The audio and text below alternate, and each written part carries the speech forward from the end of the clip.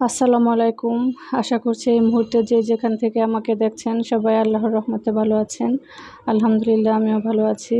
সকালে নাস্তা বানাচ্ছি, ছেলেরা স্কুলে যাবে তো সকালই নাস্তা তৈরি করছি। আর যেহেতু স্কুল শুরু 7:30 থেকে তো একটু সকালই শুরু করতে হয়। তো 3 ছেলে একসাথে স্কুলে যাবে তো আর একটু দেরি হয়ে গিয়েছিল ঘুম থেকে উঠতে, ফজর পড়ে আবার একটু শুয়ে গিয়েছিলাম। তো উঠে দেখি যে 6:30 বেজে গিয়েছে। এজন্য একটু তাড়াহুড়ো ছিল আসলে। মাঝে সকালবেলা ফজরের নামাজ পড়ে দেখা যায় এত বেশি ঘুম আসে তো বসে থাকতেই পারি না। তো একটু শুই, আর যেদিনই শুই তো সেদিনই দেখা যায় যে কাজের অনেক দেরি হয়ে যায় আর সব কাজ এলোমেলো হয়ে যায়।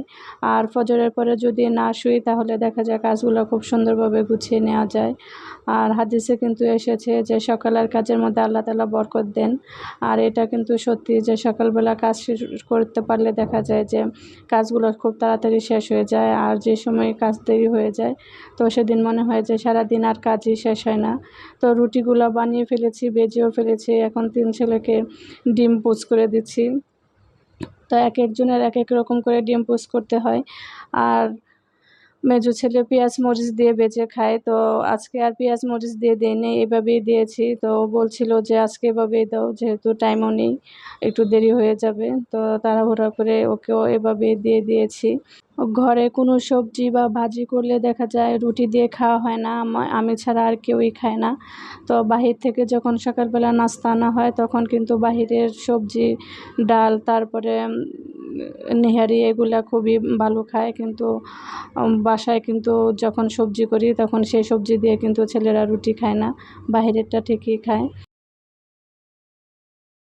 এখন আর আগের মতো নিয়মিত ভিডিও দিতে পারছি না, একটু সমস্যায় আছি। তো এই সমস্যা থেকে উত্তরণ মনে হয় তাড়াতাড়ি হয়ে যাব ইনশাআল্লাহ। তো নিয়মিত ভিডিও দেওয়ার চেষ্টা করব। আর সব কিছু কেমন জানি এলোমেলো হয়ে গিয়েছে। তো এখন দেখা যায় ভিডিও করতেও খুব ইচ্ছে করে না। আর মন মানসিকতা ভালো না থাকলে আসলে ভিডিও করতেও ভালো লাগে না। তো ইনশাআল্লাহ খুব দ্রুতই যে সমস্যার মধ্যে আছি তো সমস্যা থেকে বের হয়ে আসব। তো আল্লাহর কাছে এই চাওয়া। তো সবাই দোয়া করবেন তাড়াতাড়ি যেন সমস্যা থেকে মুক্তি পাই।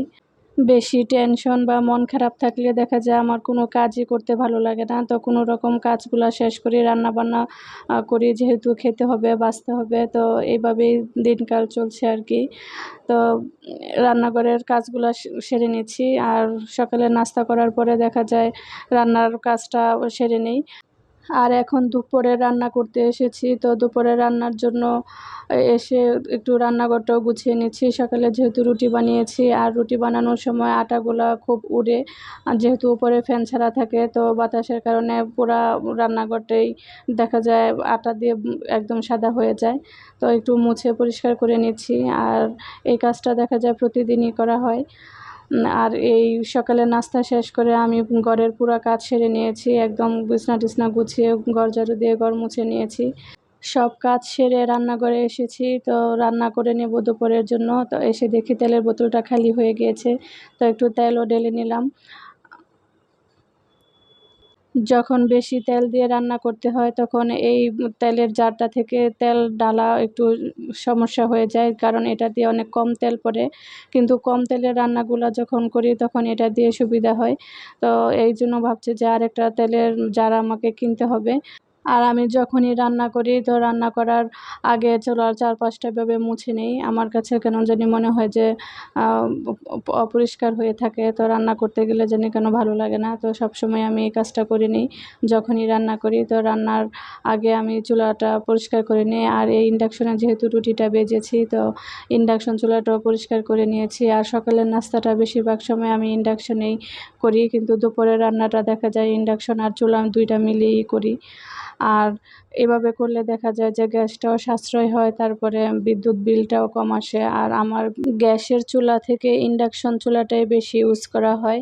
তো রান্নাঘরটা একটু গুছিয়ে নিয়ে তারপরে এখানে হাঁড়ি-পাতিলগুলোও গুছিয়ে নিয়েছি। এখানে রাতের আর সকালের হাঁড়ি-পাতিলগুলি একসাথে, তো এগুলো একটু গুছিয়ে নিচ্ছি। বেশিরভাগ সময় দেখা যায় আমি যখন একা কাজ করি তো রাতের বেলা আমি সব ধুয়ে একদম ঝুড়িটা খালি করে একদম পানি জড়িয়ে রাখি যেন এই জায়গাটা ফ্রি থাকে। তো কালকে রাতে আর এটা পারিনি।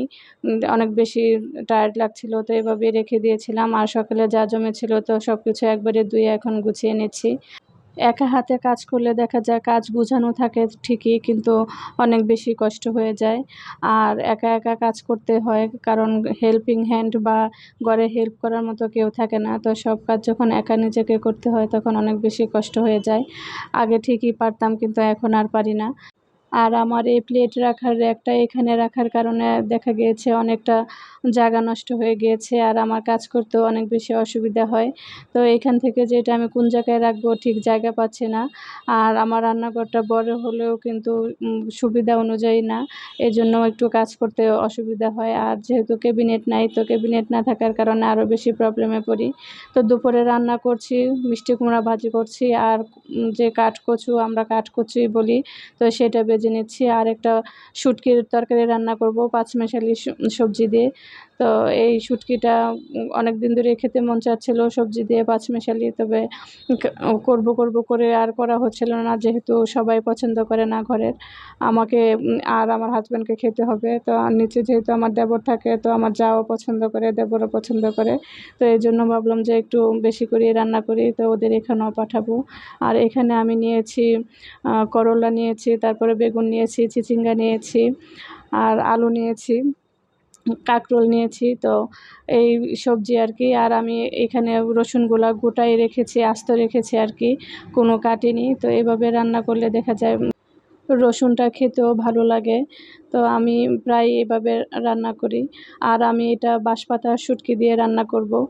আর অন্য শুটকি দিয়ে রান্না করিনি, কারণ আমার কাছে ছুরি বা আ লইট্টা শুটকি এভাবে রান্না করতেই ভালো লাগে। কোনো সবজি দিয়ে রান্না করলে দেখা যায় আমার বেশি খেতে ভালোও লাগে না। আর খুব বেশি রান্নাও করা হয় না। তো আমি মাঝে মাঝে বেগুন দিয়ে রান্না করি, এইটুকুই, অন্য কিছু দিয়ে আমি রান্না করি না। তো বেশিরভাগ সময় দেখা যায় চাপা শুটকি বা বাঁশপাতা শুটকি, এই শুটকি দিয়ে আমি সবজি যে রান্না করি তো সেটা রান্না করি।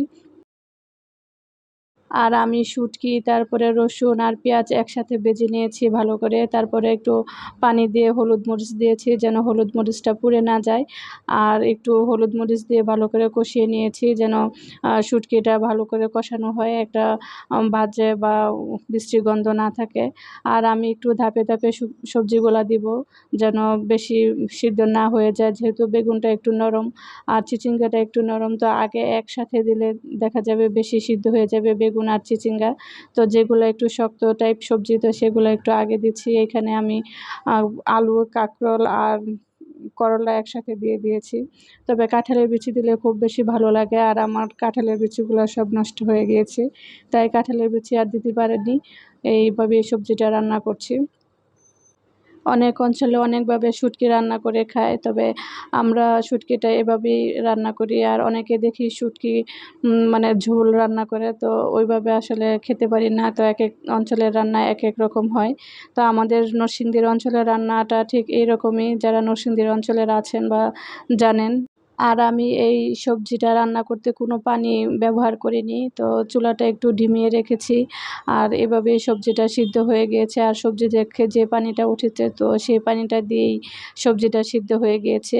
আর এখানে পানি দিলে দেখা যাবে যে সবজিগুলা বেশি সিদ্ধ হয়ে যাবে, আবার খেতে ভালো লাগবে না। তো এইভাবে সবজি রান্না করলে দেখা যায় খেতে ভালোই লাগে। আপনারা ট্রাই করে দেখতে পারেন। তো আমার সবজিটা হয়ে গিয়েছে, শুটকিটা। আর আমি শেষে একটু কাঁচামরিচ দিয়ে দিয়েছি সুন্দর একটা ফ্লেভার আসার জন্য। ধনিয়া পাতা ছিল না, তো ধনিয়া পাতা থাকলে দিলে ভালো লাগতো। এই হচ্ছে আমার শুটকি। তো ২ বাটি বেড়ে নিয়েছি। একটা দেবরের বাসায় পাঠাবো, আরেকটা আমার জন্য। সবাই ভালো থাকবেন, সুস্থ থাকবেন। আসসালামু আলাইকুম। আল্লাহ হাফেজ।